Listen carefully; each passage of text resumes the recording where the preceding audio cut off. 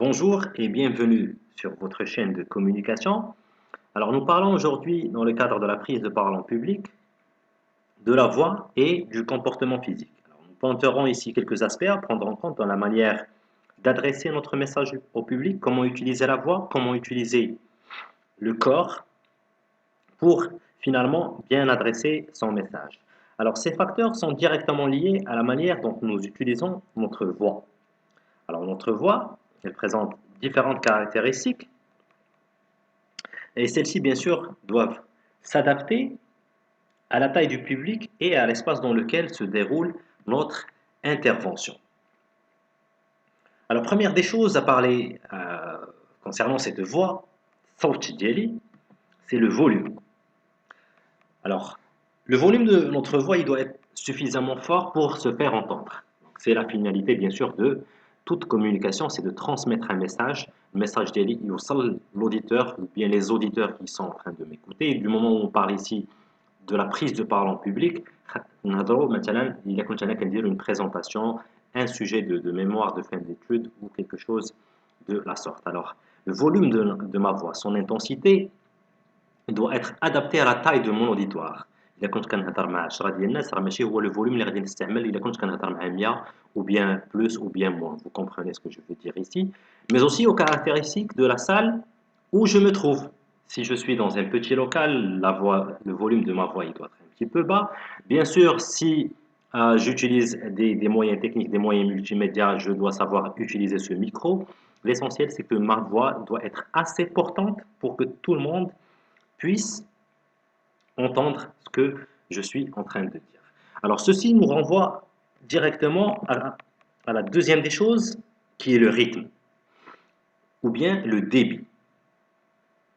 Dois-je utiliser un rythme qui est rapide? Dois-je utiliser un rythme qui est lent?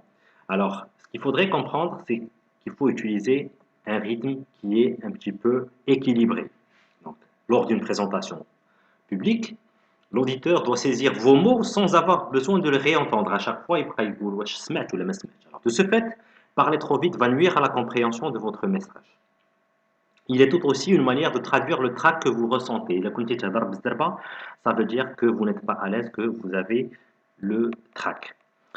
Réduire la vitesse de nos paroles va correspondre à une amélioration de la compréhension de notre message, mais aussi à la gestion du stress inhérent à la situation. Et bien sûr, c'est un exercice, les radindiro, en travaillant ma respiration. Je ne peux pas y arriver sans travailler la respiration, en cherchant avec la respiration ventrale, où je me sens parfaitement bien pour bien varier le rythme là où il le faut. Alors l'essentiel, c'est d'éviter les extrêmes, d'accord? Il ne faut pas utiliser un rythme qui est trop rapide, un rythme qui est trop faible, mais sans pour autant maintenir un rythme qui est uniforme, qui va devenir ennuyant. Alors il faudrait savoir varier votre rythme selon la force du message que vous voulez transmettre, selon les situations bien sûr. Et pour bien traduire tout ça, pour bien utiliser ce volume, pour bien utiliser ce rythme, il faudrait tout aussi penser à l'intonation. Le timbre ou bien le temps sur lequel une phrase est énoncée va déterminer fortement le sens qui lui est attribué. Bien sûr, il كنت غادي نهضر على شي حاجه كتقلقني ماشي هي النبره ديال الصوت اللي غادي نستعمل pour exprimer que je suis content de savoir telle ou telle nouvelle. Alors l'intonation utilisée doit donc correspondre à la signification que nous souhaitons donner à nos paroles. C'est un thème qui est très très important et sur lequel on pourrait s'attarder beaucoup plus dans d'autres vidéos. Alors volume, débit, intonation, mais aussi articulation et prononciation. Alors c'est ce qui fait un petit peu défaut chez pas mal de gens, c'est ce problème de prononciation. Alors partons du fait où le français, qui est souvent sollicité dans nos études, est une langue étrangère.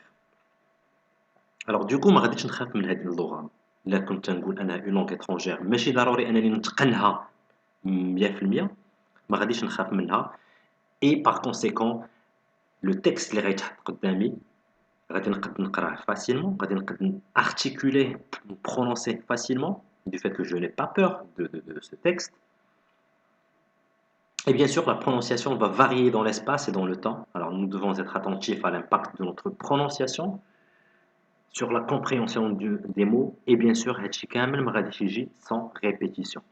Et la meilleure manière de faire des répétitions, c'est de se mettre devant un miroir et de faire une répétition de sorte أنني نشوف راسي شنو كندير نشوف les tics نشوف pas mal de choses que je suis en train de faire et auxquelles je ne pourrais pas faire attention si je n'utilise pas le miroir ou bien le téléphone ou bien pas mal d'autres moyens pour vous entraîner.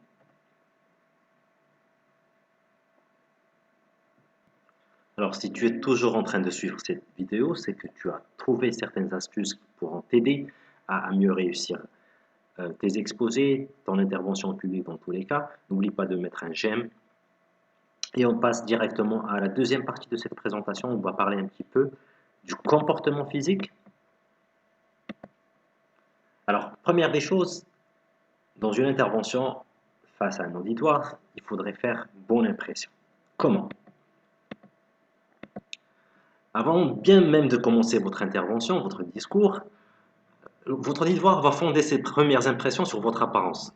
Je ne vous demande pas de mettre une montre Rolex ou bien de porter des fringues Gucci. L'essentiel, c'est d'être bien habillé selon les circonstances de l'endroit, selon les circonstances de ce que vous êtes en train de faire. Alors, assurez-vous de faire bonne impression, adopter une allure soignée, propre, assez confortable pour agir de manière naturelle. C'est ce qui est très très important, c'est d'agir de manière naturelle et décontractée. Il faut adopter une posture imposante.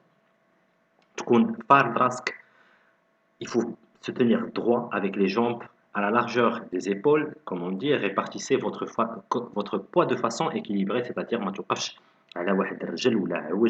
bon. Une bonne posture va illustrer la confiance, l'élégance et l'engagement envers votre présentation et votre auditoire. غادي يبينك هذاك الشيء انك واثق من راسك، انك واقف ومتمكن. هذاك الشيء اللي كتقول c'est la première des choses à laquelle il faudrait faire attention, c'est le fait de faire bonne impression dès le départ. Et bien sûr, tout cela à travers des répétitions. Même les meilleurs conférenciers n'arrivent pas à réussir leurs interventions sans préparation au préalable, sans répétition, bien sûr. Alors, on disait qu'il faudrait agir de façon naturelle. Alors, les gestes ajoutent de l'intérêt et de l'ambition à votre présentation. Plus de 60% du message radiouse à travers le non-verbal, c'est-à-dire à travers les gestes, avec les attitudes, le regard et pas mal de choses. Alors, si vous êtes nerveux, si vous vous sentez maladroit ou mal à l'aise, démarrez lentement, d'accord? Recherchez vos mots dans votre respiration et ajoutez des mouvements ou des gestes à mesure que vous commencez à vous détendre pour vous lancer. N'oubliez pas le contact visuel, il est très très important.